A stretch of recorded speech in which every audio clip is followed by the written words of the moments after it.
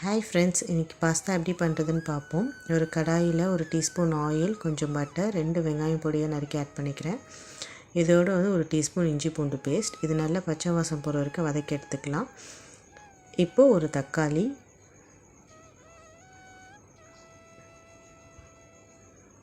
தேவைக்கேற்ப சால்ட், ஒரு teaspoon Kashmiri chilli powder, ஒரு டீஸ்பூன் மல்லித்தூள், 1/4 டீஸ்பூன் கரம் மசாலா. இது நல்லா வதக்கிட்டு இதோட கொஞ்சம் 1/2 டம்ளர் போல் தண்ணி ஆட் பண்ணுறேன், பச்சை வாசம் போகிறதுக்காக. இப்போது இதோட 2 முட்டையை ஆட் பண்ணி மிக்ஸ் பண்ணிக்கலாம். மிக்ஸ் பண்ண பிறகு இதில் நான் ஆல்ரெடி பாயில் பண்ணி வச்சுருக்க பாஸ்தாவை ஆட் பண்ணுறேன்.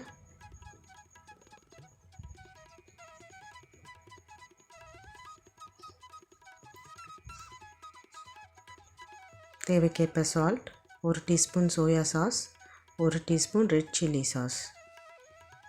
இப்போ இது எல்லாத்தையும் மிக்ஸ் பண்ணி இதோட கொஞ்சம் கொத்தமல்லி துவைக்கிறேன். அவ்வளோதான், பாஸ்தா ரெடி. இந்த ரெசிபி பிடிச்சிருந்தால் லைக் பண்ணுங்கள், ஷேர் பண்ணுங்கள், கமெண்ட் பண்ணுங்கள். சேனலை சப்ஸ்கிரைப் பண்ணிக்கோங்க ஃப்ரெண்ட்ஸ். தேங்க்ஸ் ஃபார் வாட்சிங்.